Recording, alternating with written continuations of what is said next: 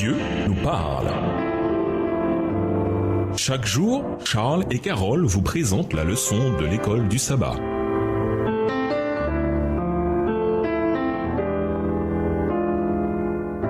Bienvenue dans votre émission Dieu nous parle. Nous voilà à la leçon 12 allant du 11 au 17 juin, les derniers jours de Jésus. Étude de la semaine, Matthieu 26, les versets 1 à 16, Luc 12, le verset 48, Matthieu 26, les versets 17 à 19, 1 Corinthiens 5, le verset 7, Matthieu 26, les versets 36 à 46 et Matthieu 26, les versets 51 à 75. Verset à mémoriser. Je serai pour vous tous cette nuit une cause de chute. Matthieu 26, verset 31. Dans cette leçon, Jésus entre dans les derniers instants qui précèdent la croix. Le monde, l'univers même, commence à se trouver face au moment le plus crucial de toute l'histoire de la création. On peut tirer tant de leçons des événements que nous examinerons cette semaine. Mais au fil de notre lecture, concentrons-nous sur l'une de ces leçons, la liberté et le libre arbitre. Voyez la manière dont les différents protagonistes ont fait usage de ce grand don très coûteux qu'est la liberté. Voyez les conséquences colossales et même éternelles de l'usage dans un sens ou dans l'autre de ce don. Pierre, Judas et la femme avec le flacon d'albâtre ont tous fait des choix. Mais le plus important, c'est que Jésus aussi a fait des choix et le plus grand d'entre eux a été d'aller jusqu'à la croix, même si sa nature humaine s'était écriée face à cette idée. « Mon Père, si c'est possible que cette coupe s'éloigne de moi, toutefois, non pas comme moi je veux, mais comme toi tu veux. » Matthieu 26, verset 39. L'ironie de la situation est incroyable.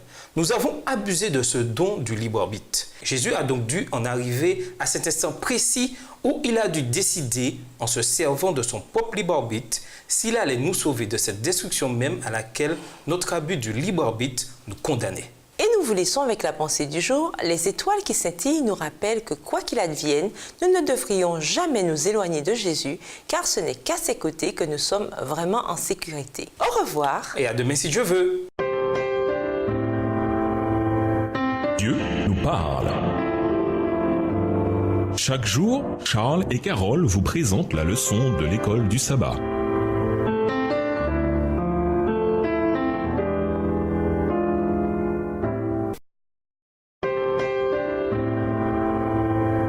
Dieu nous parle.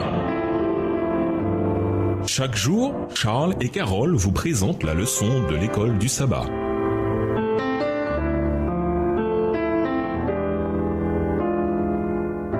Bienvenue dans votre émission Dieu nous parle. Nous voilà au dimanche 12 juin, une belle œuvre. Nous voici à présent dans les derniers jours de la vie de Jésus sur terre.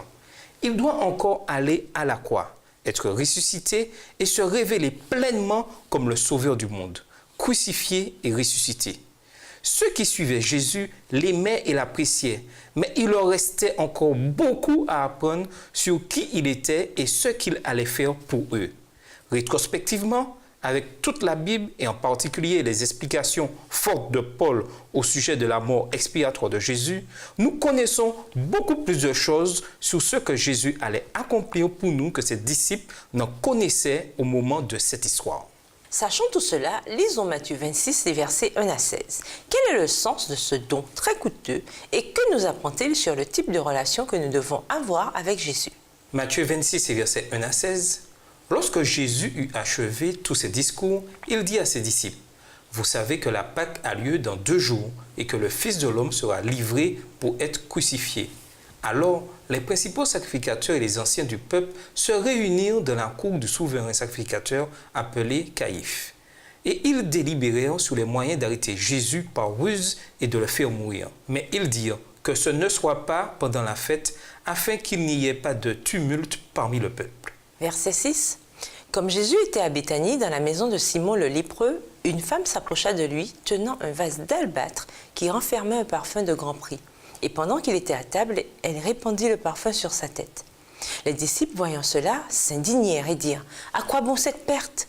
On aurait pu vendre ce parfum très cher et en donner le prix aux pauvres. » Jésus, s'en étant aperçu, leur dit « Pourquoi faites-vous de la peine à cette femme? Elle a fait une bonne action à mon égard. » Verset 11. « Car vous avez toujours des pauvres avec vous, mais vous ne m'avez pas toujours. En répandant ce parfum sous mon corps, elle a fait pour ma sépulture.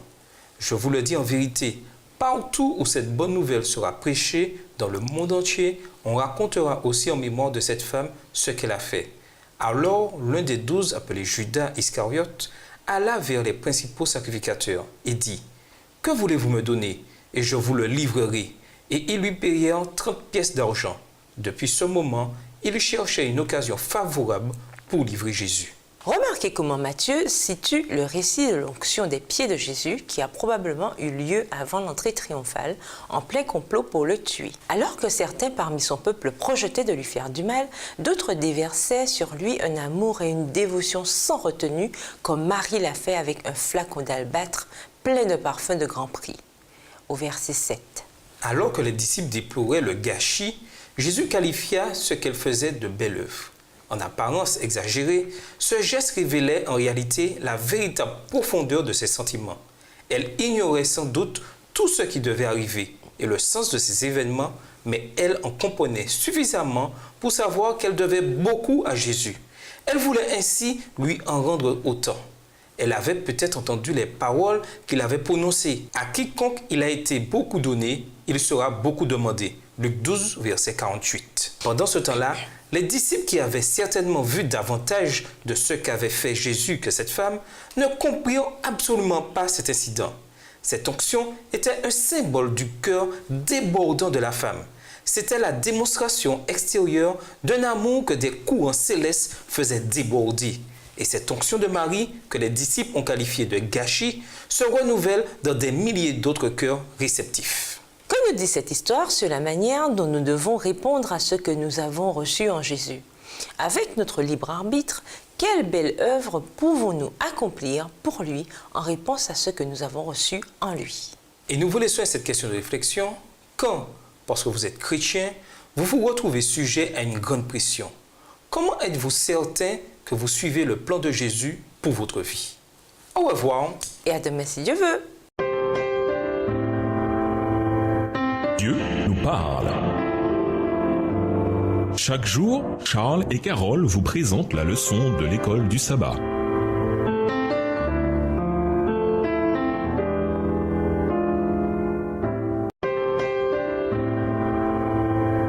Dieu nous parle. Chaque jour, Charles et Carole vous présentent la leçon de l'école du sabbat.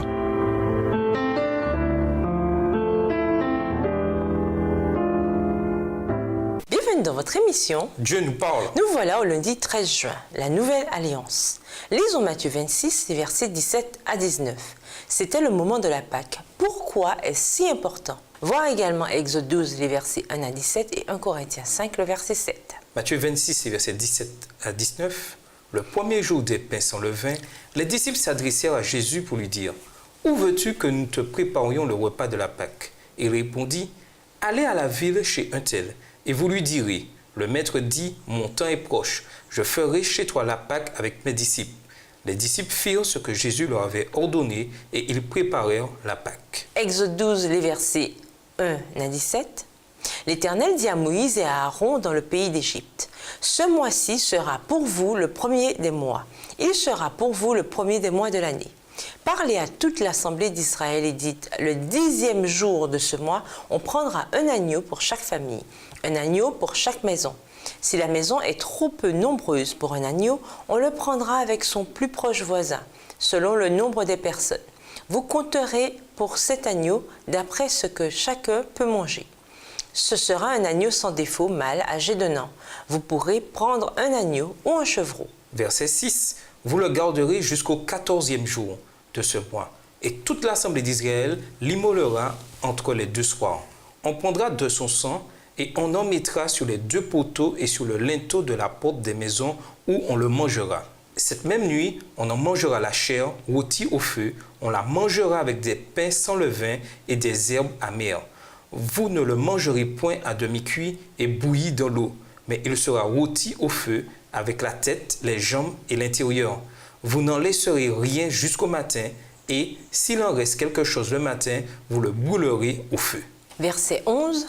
Quand vous le mangerez, vous aurez vos reins sains, vos souliers aux pieds et votre bâton à la main, et vous le mangerez à la hâte. C'est la Pâque de l'Éternel. Cette nuit-là, je passerai dans le pays d'Égypte et je frapperai tous les premiers-nés du pays d'Égypte, depuis les hommes jusqu'aux animaux, et j'exercerai des jugements contre tous les dieux de l'Égypte. Je suis l'Éternel. Le sang vous servira de signe sur les maisons où vous serez. Je verrai le sang et je passerai par-dessus vous. Et il n'y aura point de plaie qui vous détruise quand je frapperai le pays d'Égypte. Vous conserverez le souvenir de ce jour et vous le célébrerez par une fête en l'honneur de l'Éternel. Vous le célébrerez comme une loi perpétuelle pour vos descendants. Pendant 7 jours, vous mangerez des pains sans levain. Dès le premier jour, il n'y aura plus de levain dans vos maisons, car toute personne qui mangera du pain levé du premier jour au 7e jour sera retranchée d'Israël. Verset 16. Le premier jour, vous aurez une sainte convocation, et le 7e jour, vous aurez une sainte convocation. On ne fera aucun travail ces jours-là. Vous pourrez seulement préparer la nourriture de chaque personne. Vous observerez la fête des pains sans levain, car c'est en ce jour même que j'aurai fait sortir vos armées du pays d'Égypte. Vous observerez ce jour comme une loi perpétuelle pour vos descendants.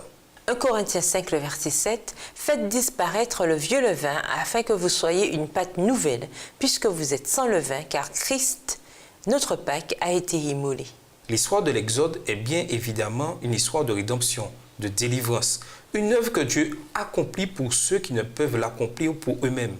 Quel symbole pertinent de ce que Jésus allait bientôt faire pour nous tous. Lisons Matthieu 26, les versets 26 à 29. Que dit Jésus à ses disciples? Que signifient ces paroles pour nous aujourd'hui? Matthieu 26, versets 26 à 29.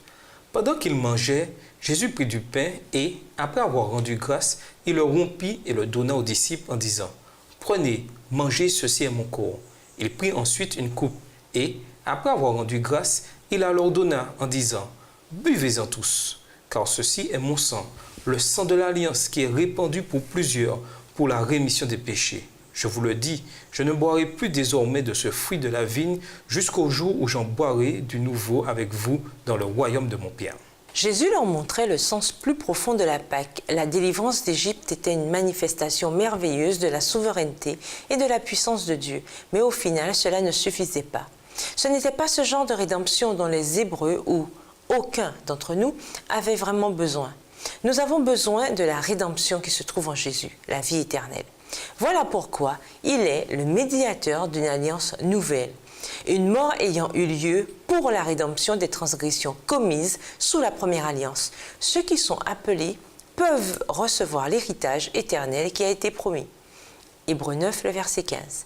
Jésus leur désigne la véritable signification du vin, du pain. Ils annoncent tous deux sa mort sur la croix. Ainsi, contrairement au sacrifice d'animaux qui annonçait la mort de Jésus, le fait de participer au service de Sainte Seine nous la rappelle.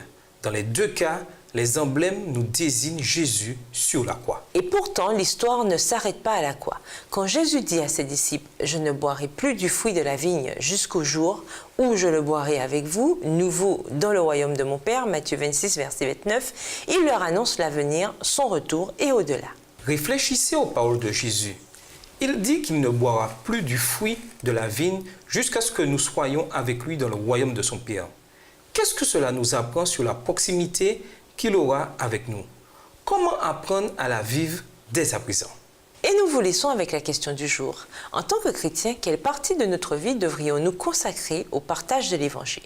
Au revoir. Et à demain si Dieu veut. Dieu nous parle.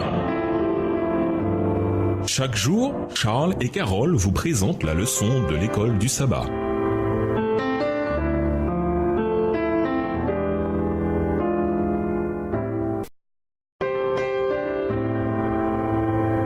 Dieu nous parle.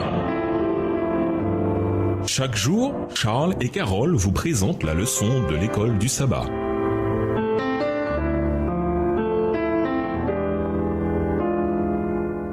Bienvenue dans votre émission.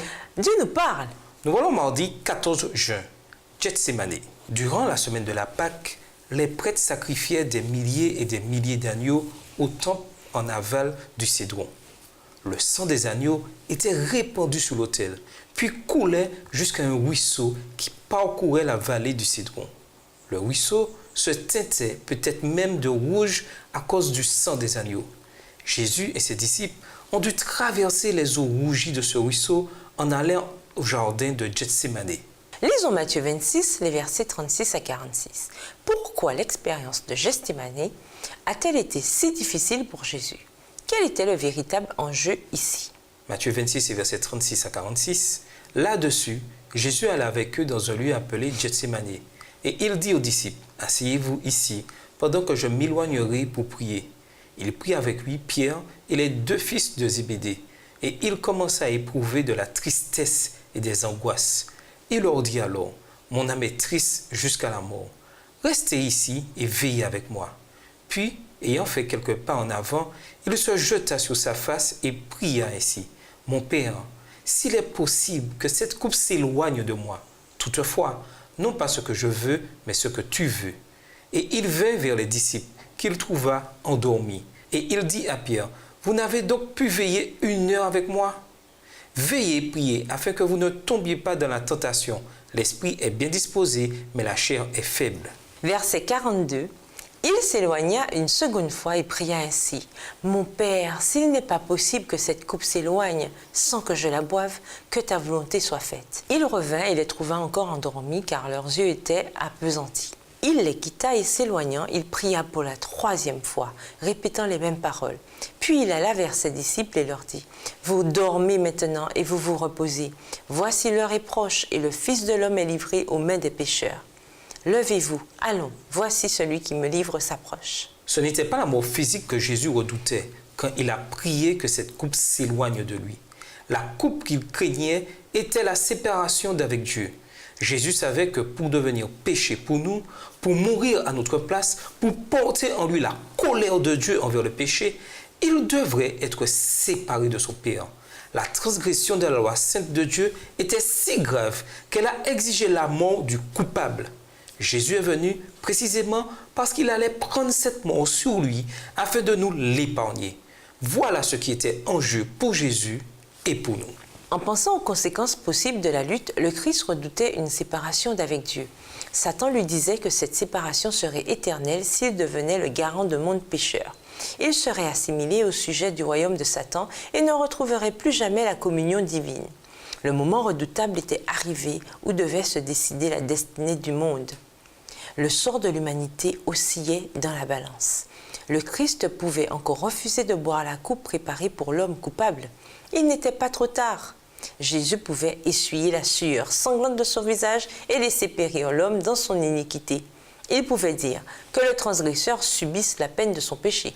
Moi, je retournerai vers mon Père. Le Fils de Dieu allait-il consentir à boire la coupe amère de l'humiliation et de l'agonie? L'innocent allait-il subir les conséquences de la malédiction du péché pour sauver le coupable?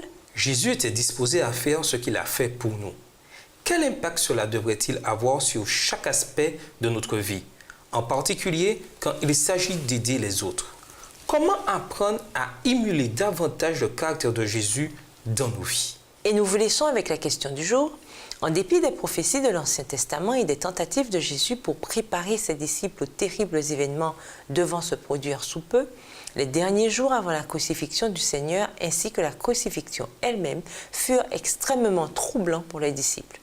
Aujourd'hui, il existe de nombreux signes montrant que nous en sommes aux derniers jours de l'histoire de la Terre. Comment vous préparer consciencieusement pour les difficultés qui pointent à l'horizon et pour le retour du Christ? Au revoir. Et à demain si Dieu veut.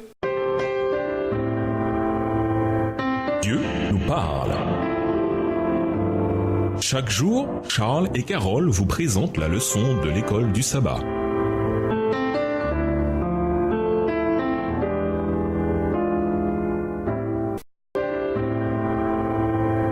Dieu nous parle. Chaque jour, Charles et Carole vous présentent la leçon de l'école du sabbat.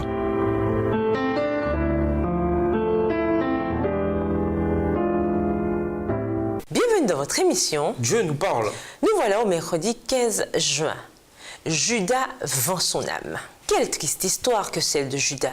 S'il était mort avant son dernier trajet vers Jérusalem, il aurait pu faire partie des héros de la foi les plus respectés. On aurait pu donner son nom à des bâtiments d'église, mais au lieu de cela, son nom est à jamais associé à la trahison et à la perfidie.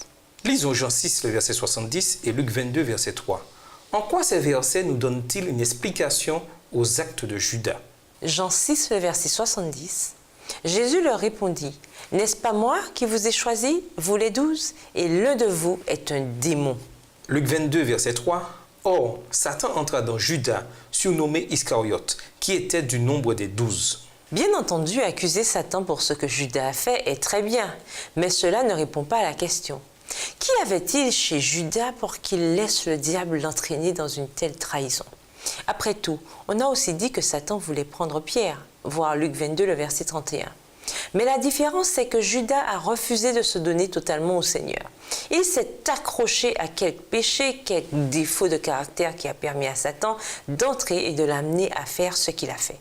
À nouveau, l'usage que l'on fait du libre arbitre peut être lourd de conséquences. Lisons Matthieu 26, versets 47 à 50 et 27, 1 à 10. Quelle leçon doit-on retirer de la triste histoire de Judas? Matthieu 26, versets 47 à 50. Comme il parlait encore, voici Judas, l'un des 12, arriva, et avec lui une foule nombreuse armée d'épées et de bâtons, envoyée par les principaux sacrificateurs et par les anciens du peuple. Celui qui le livrait leur avait donné ce signe, « Celui que je baiserai, c'est lui, saisissez-le. » Aussitôt, s'approchant de Jésus, il dit, « Salut Rabbi !» et il le baisa. Jésus lui dit, « Mon ami, ce que tu es venu faire, fais-le. » Alors ces gens s'avancèrent, mirent la main sur Jésus et le saisirent. Matthieu 27, les versets 1 à 10. Dès que le matin fut venu, tous les principaux sacrificateurs et les anciens du peuple tinrent conseil contre Jésus pour le faire mourir. Après l'avoir lié, ils l'emmenèrent et le livrèrent à Ponce Pilate, le gouverneur. Alors Judas, qui l'avait livré, voyant qu'il était condamné, se repentit et rapporta les 30 pièces d'argent aux principaux sacrificateurs et aux anciens, en disant « J'ai péché en livrant le sang innocent. » Ils répondirent « Que nous importe? Cela te regarde. » Judas jeta les pièces d'argent dans le temple, se retira et alla se pendre. Verset 6. Les principaux sacrificateurs les ramassèrent et dirent « Il n'est pas permis de les mettre dans le trésor sacré, puisque c'est le prix du sang. » Et après en avoir délibéré, ils achetèrent avec cet argent le champ du potier pour la sépulture des étrangers. C'est pourquoi ce champ a été appelé « champ du sang » jusqu'à ce jour. Alors s'accomplit ce qui avait été annoncé par Jérémie le prophète. Ils ont pris les 30 pièces d'argent, la valeur de celui qui a été estimé, qu'on a estimé de la part des enfants d'Israël, et ils les ont donnés pour le champ du potier, comme le Seigneur me l'avait ordonné. Dans Matthieu 26, versets 47 à 50, on voit Judas à la tête d'un détachement de soldats, environ 600, de chefs des prêtres et d'anciens. Quel formidable moment de gloire pour Judas! Quand vous avez quelque chose que des gens veulent absolument, vous possédez un pouvoir immense, comme Judas ici. Et cela dure aussi longtemps que vous avez ce qu'ils veulent. Mais s'ils ne s'intéressent à vous qu'à cause de ce que vous avez, alors, une fois qu'ils ont eu ce qu'ils voulaient, ils n'ont plus besoin de vous. En l'espace de quelques heures, Judas va se retrouver seul et sans rien. Autre leçon importante. Judas a perdu son âme pourquoi? 30 pièces d'argent. On estime aujourd'hui que cette somme correspond à environ 1 à 4 mois de salaire, selon la pièce dont il est question. Mais même s'il s'agissait de 10 ou 100 fois cette somme, voyez ce que cela lui a coûté. En outre, le récit montre qu'il a même perdu cette somme. Il l'a jetée aux pieds de ceux qui la lui avaient donnée. Cet exemple fort nous montre combien, au final, tout ce qui détourne de Jésus, tout ce qui nous fait perdre notre âme, n'a pas plus de valeur que n'en a eu cet argent pour Judas. Ce dernier était tout proche de la vie éternelle et pourtant, il a choisi de s'en débarrasser pour rien. Et nous vous laissons cette question de réflexion. Quels autres obstacles nous empêchent de faire la volonté de Dieu? Au revoir. Et à demain si Dieu veut. Dieu nous parle. Chaque jour, Charles et Carole vous présentent la leçon de l'école du sabbat.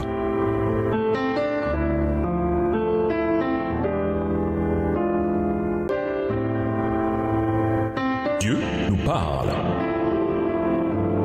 Chaque jour, Charles et Carole vous présentent la leçon de l'école du sabbat.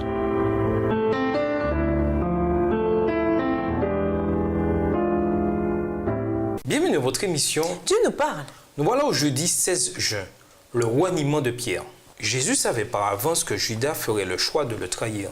C'est l'un des nombreux exemples dans la Bible où l'on voit que la préscience de Dieu, qui connaît nos choix, n'empiète pas sur notre liberté. Et non seulement Dieu connaissait la trahison de Judas, mais il savait aussi que Pierre, en dépit de toute sa vantardise, prendrait la fuite en cet instant décisif, puis le renierait. Lisons Matthieu 26, les versets 51 à 75. Pourquoi, selon vous, Pierre a-t-il renié Jésus? Matthieu 26, et versets 51 à 75. Et voici, un de ceux qui étaient avec Jésus étendit la main et tira son épée. Il frappa le serviteur du souverain sacrificateur et lui emporta l'oreille. Alors Jésus lui dit, « Remets ton épée à sa place, car tous ceux qui prendront l'épée périront par l'épée. Penses-tu que je ne puisse pas invoquer mon Père qui me donnera à l'instant plus de 12 légions d'anges?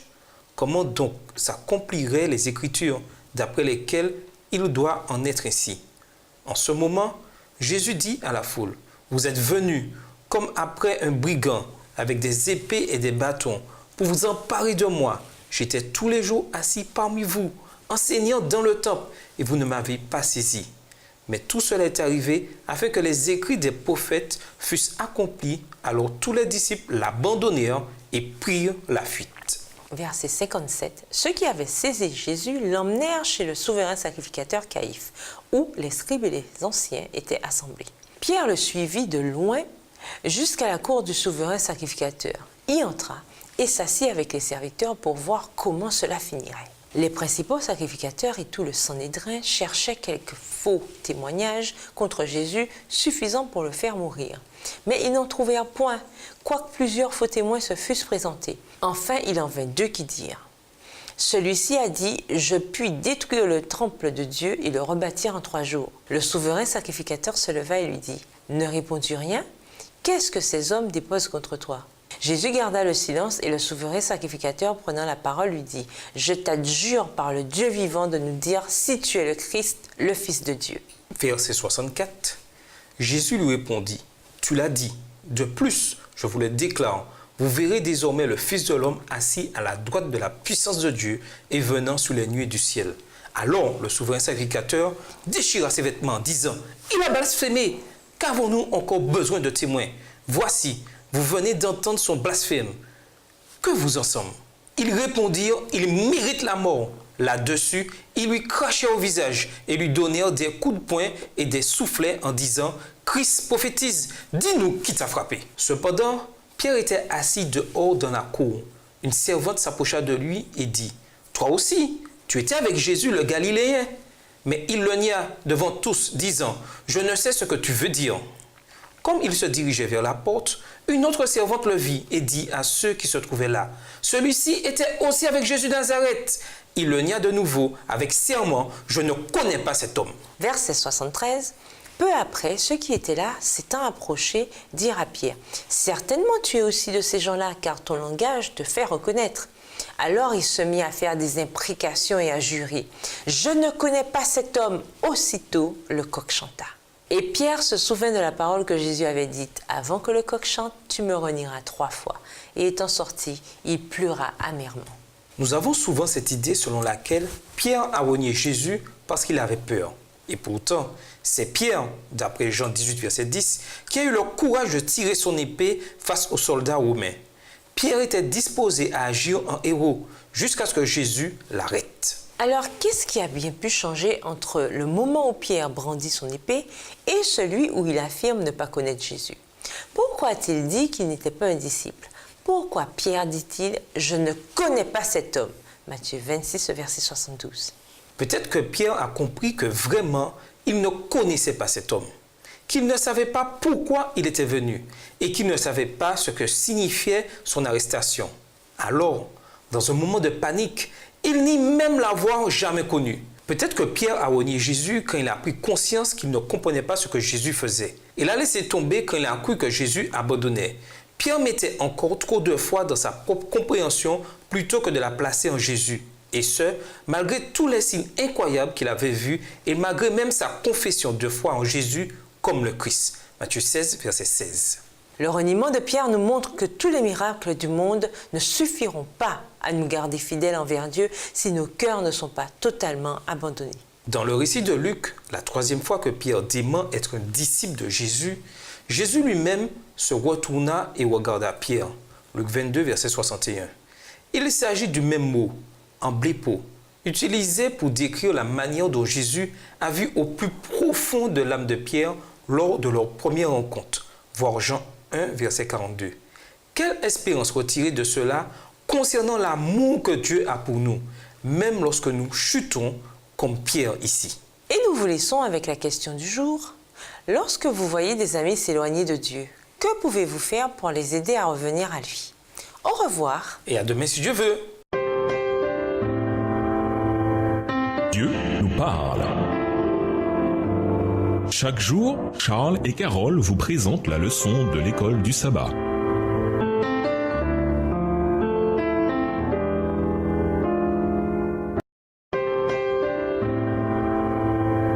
Dieu nous parle. Chaque jour, Charles et Carole vous présentent la leçon de l'école du sabbat.